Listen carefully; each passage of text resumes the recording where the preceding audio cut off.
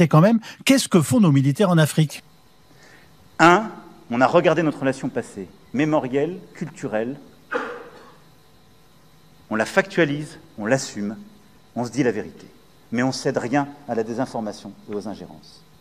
2, nous avions une relation sécuritaire. Elle était de 2 natures, en vérité. Il y a une partie, c'était notre engagement contre le terrorisme, depuis 2013. On avait raison. Et j'ai une pensée émue pour nos soldats qui, parfois, ont donné leur vie et pendant des années se sont battus. Nous avons bien fait. On est parti parce qu'il y a eu des coups d'État. Parce qu'on était là à la demande d'États souverains qui avaient demandé à la France de venir. À partir du moment où il y a eu des coups d'État, où les gens ont dit « notre priorité, c'est plus la lutte contre le terrorisme, c'est ceci ou cela qu'importe », la France n'y avait plus sa place, parce que nous ne sommes pas les supplétifs de putschistes. Donc on est parti. Et ensuite, on a décidé, ça c'est le deuxième volet, de réorganiser notre présence militaire. Pourquoi? Parce qu'on avait en quelque sorte une rémanence. Et on nourrissait nous-mêmes un discours post-colonial. Parce que dans les pays d'Afrique francophone, il y avait cette histoire, et donc on avait laissé une présence installée dans nos bases. Est-ce qu'elle avait encore une justification? Plus tellement. Est-ce que c'était ça le rayonnement de la France? Non. Je salue tous ceux qui ont servi, ça ne l'était plus là. Et ça n'était plus compris, c'était utilisé. C'est-à-dire que tous les réseaux d'activistes que j'évoquais venaient dire « Regardez les Français, ils ont un camp avec 2000 soldats là. Donc ils vont préparer un coup d'État. » Et toutes les désinformations possibles étaient utilisées contre nous. Plutôt dans cette histoire tchadienne, 1960, l'indépendance du pays comme la majorité de l'Afrique noire, des 14 anciennes colonies françaises. Et depuis cette date, la France n'a jamais quitté véritablement le Tchad, notamment depuis 1976, avec la signature, cet accord de coopération militaire entre Paris et N'Djamena. Et au fil du temps, au fil des années, eh bien, la France apporte son soutien aux différents régimes successifs tchadiens, notamment en 1983, avec ces rebelles qui veulent envahir le Tchad, notamment appuyés par les hommes de Mouammar Kadhafi. Vous avez 3500 soldats français qui apportent leur soutien au mouvement et à la capitale N'Djamena. L'effectif français va diminuer considérablement avec le temps. Vous le voyez, 7 ans plus tard, on est déjà sur 1500, 2200 soldats français présents au Tchad. Et après, regardez, depuis 2013, 1000 soldats aujourd'hui encore positionnés au Tchad, notamment autour de la capitale N'Djamena. C'était l'état-major où étaient situées donc ces forces françaises, notamment durant l'opération Barkhane entre 2014 et 2022. Et ça ne bouge pas uniquement au Tchad ces dernières heures en Afrique, mais notamment tout à l'ouest du continent, c'est au Sénégal, puisque la France doit fermer ses bases militaires dans le pays. Le président Diomaye Faye a lui aussi invoqué cet argument de la souveraineté. Aujourd'hui et depuis 2011, vous avez environ 350 soldats français présents aujourd'hui sur le sol sénégalais. Oui, le Sénégal, c'est l'autre problème de la France, on est bien d'accord.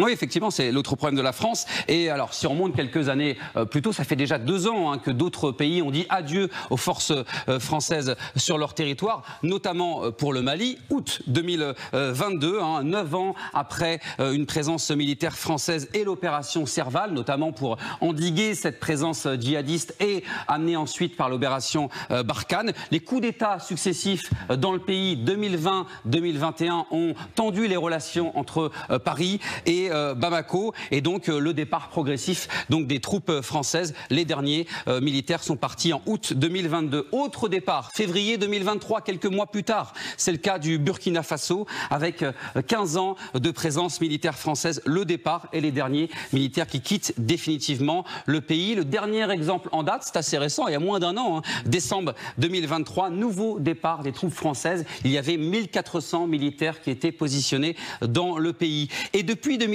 vous avez la présidence d'Emmanuel Macron qui noue de nouvelles relations diplomatiques pour ouvrir aussi de nouveaux partenaires. Hier, Jean-Noël Barrot était en déplacement en Éthiopie et vous aviez également l'arrivée sur notre territoire cette semaine du président du Nigeria. C'est une première depuis 24 ans. Le Nigeria, c'est le pays le plus peuplé d'Afrique et la première puissance économique du continent. Est-ce qu'en tant que Français, vous envisagez de nous voir dans votre pays avec des chars ou avec des véhicules militaires, des militaires sénégalais avec les tenues sénégalaises, comme ça parce que sur le plan historique, la France a esclavagisé, a colonisé et est restée. évidemment, je pense que quand vous inversez un peu les rôles, vous concevrez très mal qu'une autre armée, la Chine, la Russie, le Sénégal ou n'importe quel autre pays puisse avoir une base militaire en France. Donc les soldats français doivent partir? Il n'y a pas encore de délai de rigueur par rapport à ça, et si ça doit être fait, cela sera dit aux autorités françaises qui en auront la primeur et suivant les calendriers établis. L'Afrique s'est totalement mondialisée, ces chefs d'État, ils ont le monde entier dans leur salle d'attente. Pourquoi est-ce que la France serait toujours en situation de monopole dans ces pays? C'est là où on voit qu'il y a un changement réellement historique. La France n'a pas vu l'Afrique se mondialiser. L'Afrique se mondialise à une vitesse absolument accélérée. Et donc, je veux dire, la France, encore une fois, est restée beaucoup trop longtemps à se croire chez elle sur un continent mondialisé. Antoine Glaser, vous parlez d'accélération de l'histoire. Cette accélération pourrait-elle permettre de refonder des relations avec certains pays africains sur des bases plus saines ? Il va falloir quand même déjà changer d'attitude. Il va falloir que la France, qui a exporté dans tous ces pays, non seulement bien sûr sa constitution, sa langue, qui n'est pas une mauvaise chose, mais l'ensemble de son économie. Elle a eu une rente politique et économique pendant quand même 30 ans, des indépendances jusqu'à la chute du mur de Berlin. Maintenant qu'elle se mondialise, c'est vrai qu'il va falloir quand même que la France ait un partenaire parmi d'autres partenaires, mais elle n'est plus en situation de monopole, en situation dominante comme elle l'a été, avec une sorte de rente politique et économique qui faisait que ses propres partenaires, finalement, au nom de la lutte contre l'Union soviétique, lui laissaient gérer à sa guise l'ensemble de ses colonies. Mais je veux dire, c'est encore une fois, il n'y a pas eu, c'est un manque d'anticipation.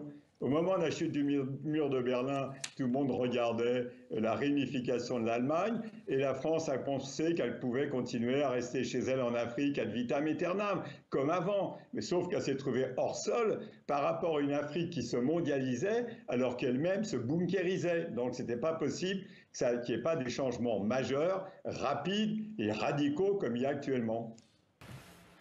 Évidemment, le partenariat entre le Sénégal et la Russie est un partenariat que nous assumons parce que le Sénégal est un pays souverain et se choisit ses partenaires. Nous sommes un pays libre et ouvert à tous les partenariats qui sont respectueux de notre souveraineté, de nos us et coutumes, de nos normes sociales et qui sont mutuellement gagnants.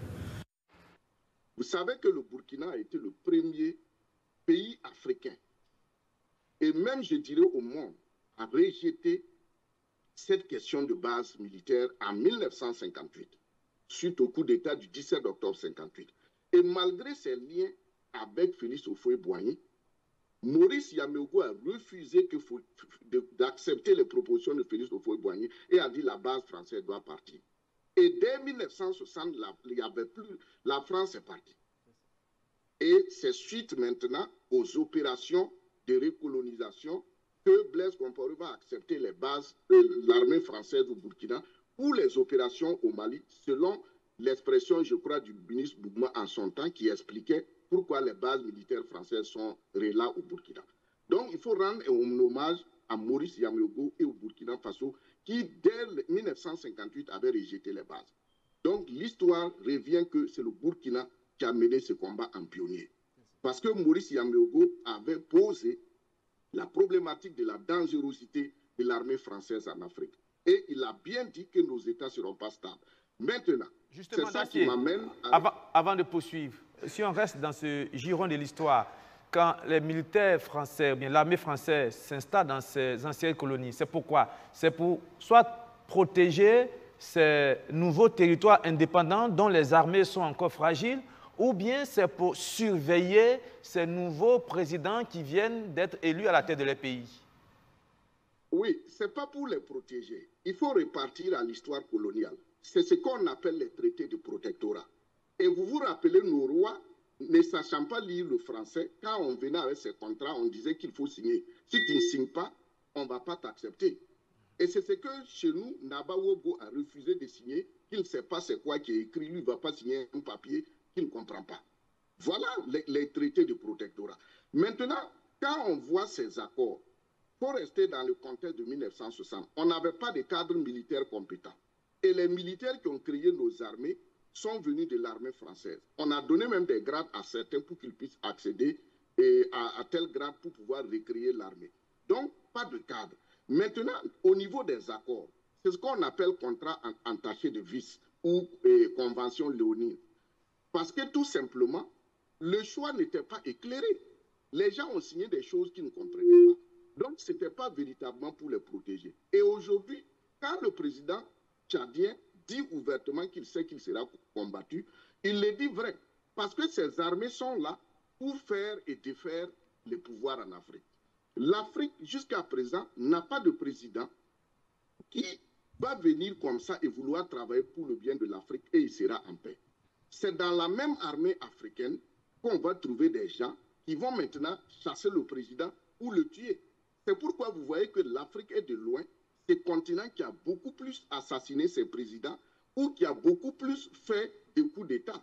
Parce que tout part de ces contrats traités de protectorat. Et le dernier en date, il ne faut pas l'oublier, c'est avec Dadis Camara. Quand Dadis Camara est venu, vous avez vu le temps, vous avez vu son engagement. Mais regardez où est Dadis aujourd'hui. Et dans l'entrebise de ces contrats, il y a aussi des hommes politiques. Quand vous prenez la Guinée, non seulement la Guinée a perdu un vrai patriote qui est Dadis, bon, perdu, je ne vais pas dire qu'il est mort, mais c'est pour dire que dans le sens du pouvoir. Maintenant, deuxièmement, ce sont des Guinéens, bon teint, qui ont bafoué la date du 28 septembre. Quand les Guinéens ont voté non, et ils ont pris automatiquement leur indépendance. Et aujourd'hui, c'est les Guinéens qui ont bafoué cette date. Donc, quand on revient à ces accords, et vous comprenez pourquoi aussi il n'y a pas l'armée française en Guinée. Le Burkina a donné le ton, la Guinée aussi, même chose. Et voilà maintenant qu'aujourd'hui en Guinée, on nous apprend qu'il y a la présence. Donc, qu'est-ce qui se passe? Ces bases militaires ne sont pas là pour protéger l'Afrique.